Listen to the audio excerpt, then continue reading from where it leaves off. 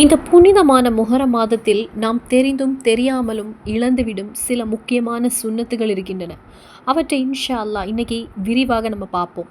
அதோடு புனிதமான முஹர மாதம் 1 முதல் 10 வரை நாம் தொடர்ந்து ஓத வேண்டிய ஒரு திக்ர் இருக்கிறது. அந்த திக்ர் என்ன, அதை எப்போது ஓத வேண்டும், அதனுடைய பொருள் என்ன, நம் வாழ்க்கையில் அதிசயங்களை ஏற்படுத்தக்கூடிய அந்த திக்ர் எதுன்னு இன்னைக்குள்ள வீடியோவில் நம்ம தெரிந்து கொள்வோம். அஸ்ஸலாமு அலைக்கும் வரஹ்மத்துல்லாஹி வபரகாத்துஹு. பிஸ்மில்லா அல்ஹம்துலில்லாஹ் அஸ்ஸலாத்து வஸ்ஸலாமு அலா ரசூலில்லா.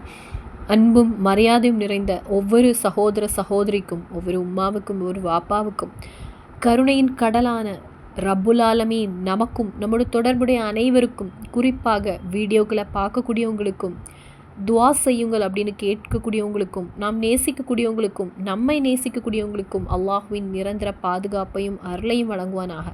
எல்லா விதமான ஆபத்துகள், சோதனைகள், துன்பங்கள் ஆகியவற்றிலிருந்து அல்லாஹு தாலா நம்மை காப்பாற்றுவானாக. எப்போது மரணம் வந்தாலும் ஈமானுடன் மரணிக்க அல்லாஹு தாலா அருள் புரிவானாக. ஆமீன். முஹரம் மாதம் 1 முதல் 10 வரை நாம் தவறாமல் செய்ய வேண்டிய சில அமல்கள் இப்போதை நாம் தெரிந்து கொள்வோம். முதலில் ஒரு விஷயத்தை நான் சொல்ல விரும்புகிறேன். புனித குரானில் சூரத்து தௌபாவில் அல்லாஹு தாலா கூறுகிறான், ஆண்டில் 12 மாதங்கள் உள்ளன. அவற்றில் 4 மாதங்களை அல்லாஹு தாலா சிறப்பித்து கௌரவித்துள்ளான். அந்த 4 மாதங்களில் நாம் செய்யும் நற்செயல்களுக்கு மற்ற மாதங்களில் செய்யும் அதே நற்செயல்களை விட அதிக நன்மைகள் கிடைக்கும். குறிப்பாக முஹரம் மாதத்தில் நாம் நோர்க்கும் ஒரு நோன்பிற்கு மற்ற மாதங்களில் நோர்க்கும் நோன்பை விட பல மடங்கு நன்மை உண்டுன்னு மகான்கள் கற்றுத்தருகிறாங்க. அதே போல் இந்த மாதத்தில் செய்யப்படும் தவறுகளுக்கும் அதிகமான கணக்குண்டு என்று தப்சீரில் குறிப்பிட்டிருக்கிறது. அதனால் ஒவ்வொரு சகோதர சகோதரியும், ஒவ்வொரு உம்மாவும், ஒவ்வொரு வாப்பாவும் முதலில் எனக்கும் பின்னர் உங்களுக்கும் நான் கூறுவது என்னவென்றால், முடிந்தவரை பாவங்களிலிருந்தும் தவறுகளிலிருந்தும் விலகி வாழ அல்லாஹு தாலா நமக்கு தௌஃபீக் வழங்குவானாக. முஹரம் என்ற பெயருக்கே புனிதமானது, கௌரவிக்கப்பட்டது என்ற பொருள் உண்டு. இந்த மாதத்தில் எண்ணற்ற வரலாற்று சம்பவங்கள் நடந்துள்ளன.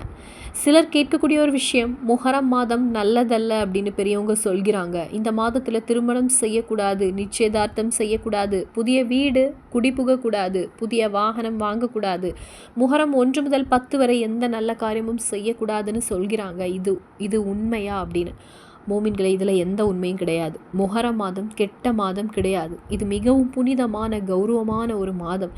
இந்த மாதத்தில் திருமணம் செய்யலாம், வீடு குடி போகலாம், வியாபாரம் தொடங்கலாம், புதிய வாகனங்கள் வாங்கலாம், எந்த நல்ல காரியத்தையும் செய்யலாம். அதில் எந்த ஒரு தவறும் இல்லை. முஹரம் மாதத்தில் நோன்பு நோற்பது மிகவும் சிறந்த சுன்னத்து என்பதால் பழைய தலைமுறையினர் பெரும்பாலும் நோன்பில் இருந்தாங்க. அதனாலேயே பெரிய நிகழ்ச்சிகளை தவிர்த்திருந்தாங்க அவங்க.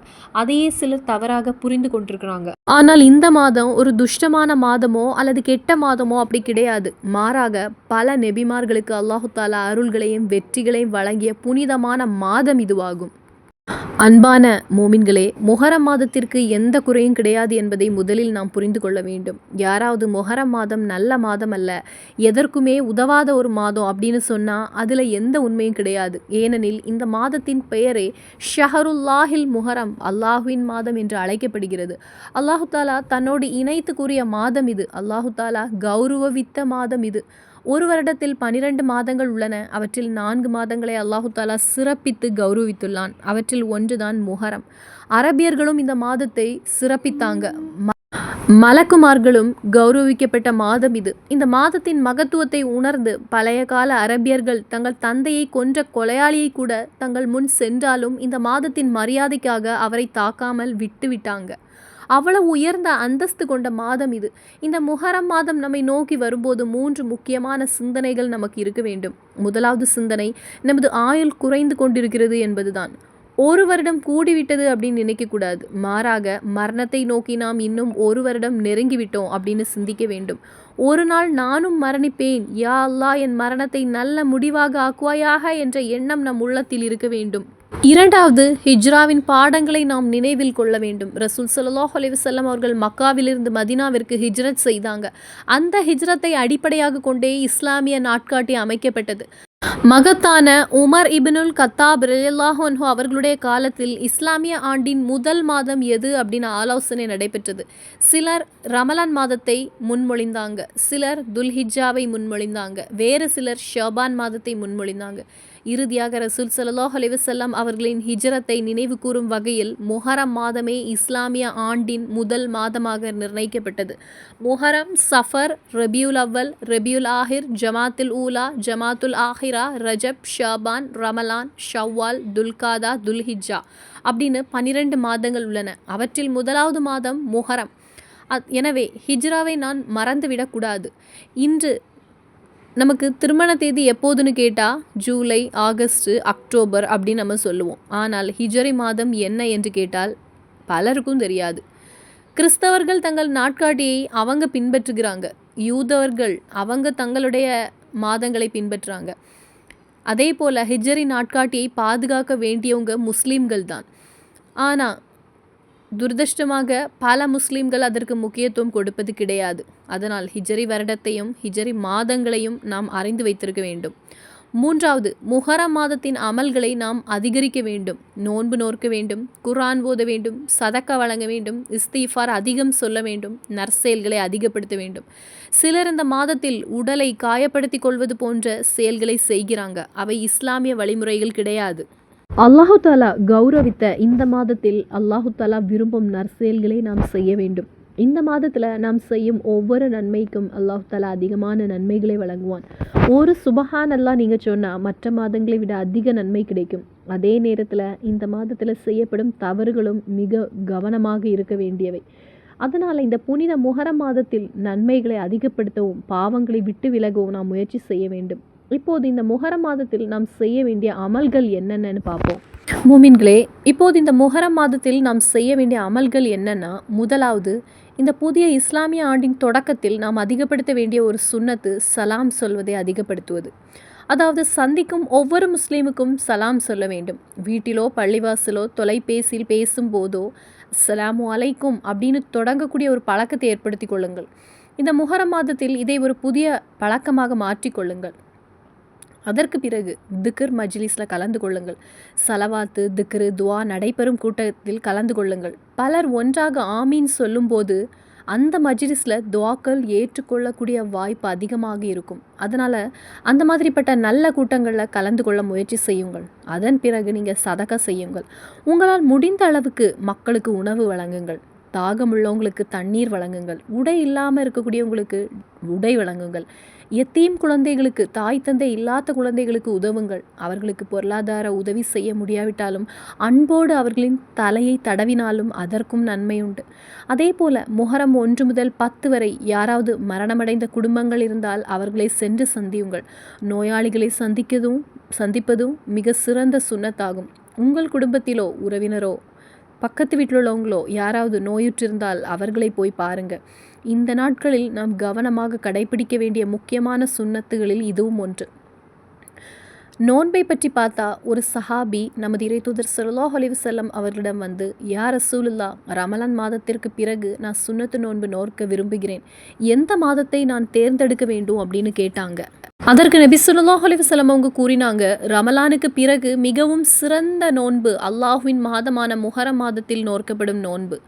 எனவே ரமலானிற்கு பிறகு அதிகமான சுன்னத்து நோன்பு நோற்க விரும்பக்கூடியவங்க முஹர்ரம் மாதத்தை தேர்ந்தெடுக்க வேண்டும். இது ஆதம் நபி அலைஹிஸ்ஸலாம் அவர்களின் தௌபா ஏற்றுக்கொள்ளப்பட்ட மாதம்.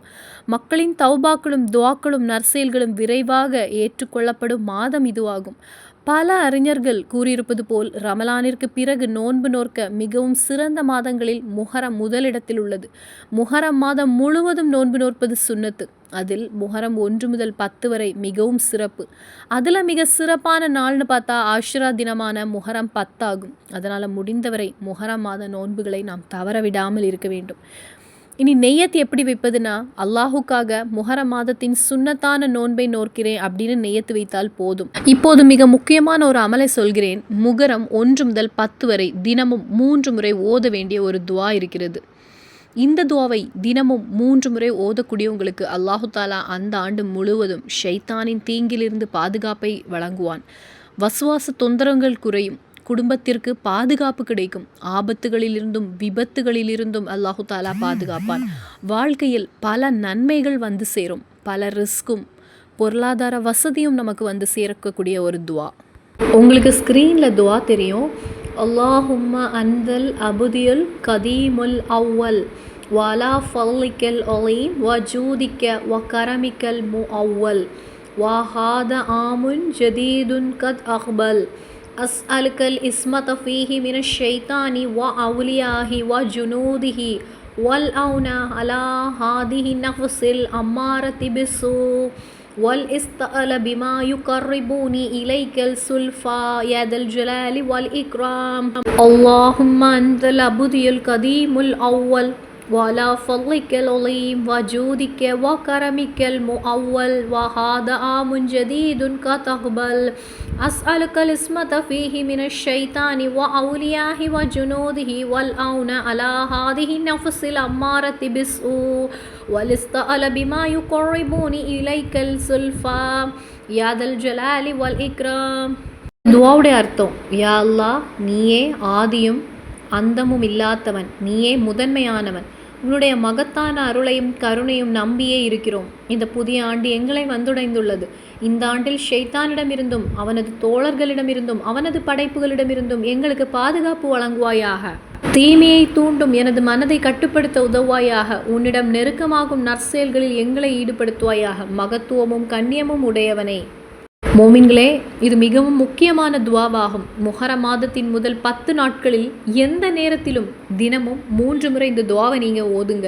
இன்ஷா அல்லாஹ் ஷைத்தானின் தீங்கிலிருந்தும் பல்வேறு கெடுதலிலிருந்தும் ஆபத்திலிருந்தும் விபத்திலிருந்தும் அல்லாஹு தாலா நமக்கும் நமது குடும்பத்தினருக்கும் நமது பிள்ளைகளுக்கும் பாதுகாப்பை வழங்குவான். இன்ஷா அல்லாஹ். இன்னும் சந்திப்போம் வேறொரு வீடியோவில். அஸ்ஸலாமு அலைக்கும் வரஹ்மத்துல்லாஹி வபரகாத்துஹு.